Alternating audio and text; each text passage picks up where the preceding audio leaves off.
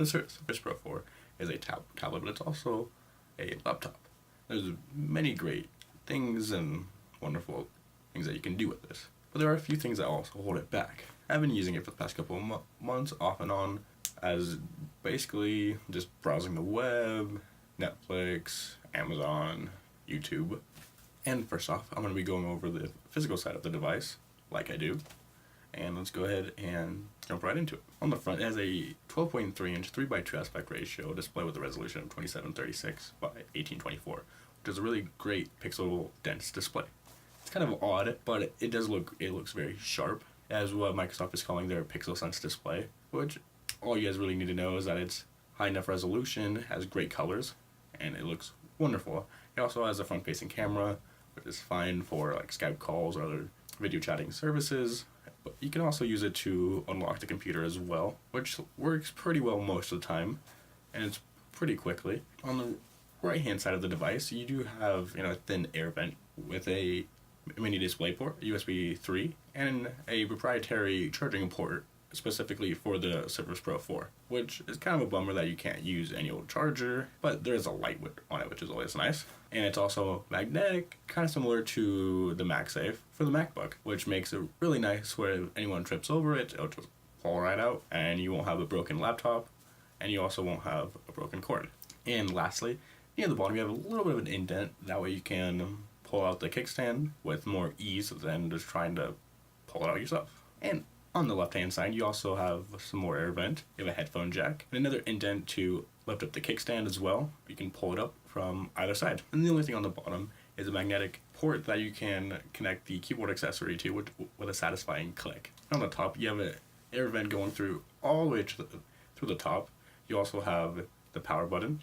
You also have the volume button, which are raised, they're clicky, they're good enough. There's nothing too special about them, but they definitely do get the job done. On the back, you got a camera as well, which is fine for showing people something over video chat or anything like that. I mean, it's nothing too special. I mean, you can take pictures, but you don't want to be that person. You also have the Microsoft logo, a micro SD slot, but it's hiding under the kickstand, which I wish was a full SD card slot, but at least it's something and nothing.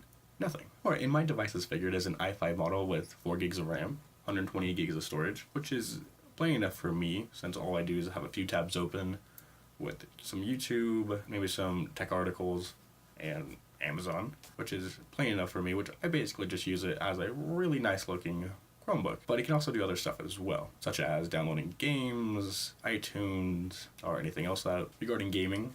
This device is not oriented as a gaming device. But with some games, if you turn down the settings a little bit, you can definitely get some playable frame rates. That way you can actually play at least some games on this thing for, a couple of minutes here or there, or something like that. But if you want to actually game, then you're going to want to build your own actual gaming tower, or just buy a gaming laptop to begin with. The keyboard is nice, it's thin, and it connects really nice to the charging port, like I mentioned earlier, and you can also raise it up a little bit more with a little magnetic strip on the keyboard itself that gets propped up on the actual device itself, which is really nice.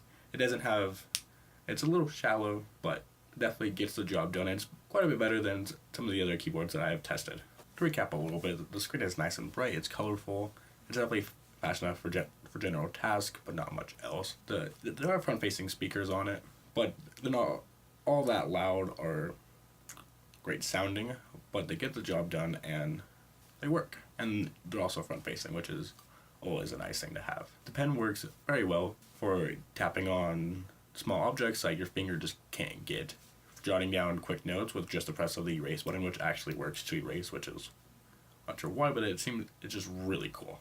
It's small, it's portable, it feels like you're holding an actual pen and not just some stylus. The Surface Pro 4, it's very thin, it's very portable, and it's easy enough to toss in a backpack, take it with me places, and not get too much bulk or be that heavy to drag me down. Now, part of the reason why I got this device in the first place was for the tablet features of it. How I can just plop it down on my desk and without the keyboard, use it like a tablet and use it for Netflix, YouTube, or other things while I'm using my main computer. And then if I need to, I can always connect the keyboard to it real quick, use it as a laptop when need to type in a few things, or if I just want to watch something on my main computer and type a few things down on this. And in terms of actually using it as a laptop, on a desk, table, really anywhere, if you set it down on it, it works really well. But on your lap, it's definitely usable, but it's not the most comfortable experience, not like using a traditional laptop would be, which is really easy, simple, and you're not afraid of it falling off, like you can be sometimes with this thing. And also, I have experienced some bugs and glitches, forcing me to restart it a couple of times.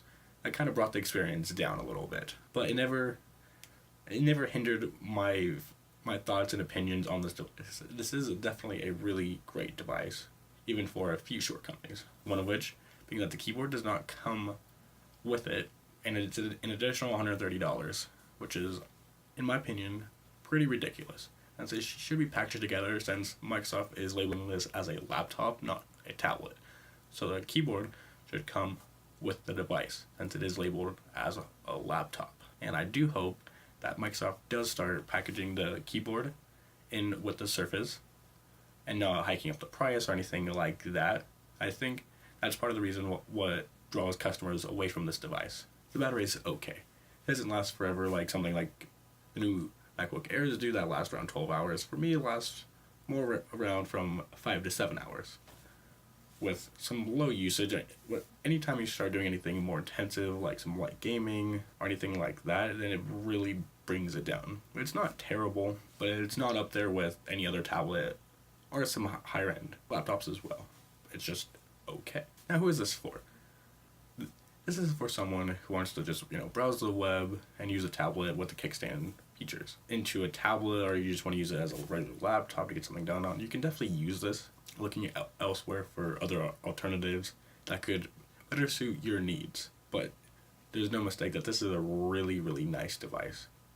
And my rating for it is actually an 8 out of 10. I would highly suggest going to a Best Buy or any other computer store in your area and checking it out for yourself. Seeing if that's something that you could use on a day-to-day basis, maybe try out what you'd be doing on the device, and do a little bit more research before you actually bite the bullet and make the final purchase.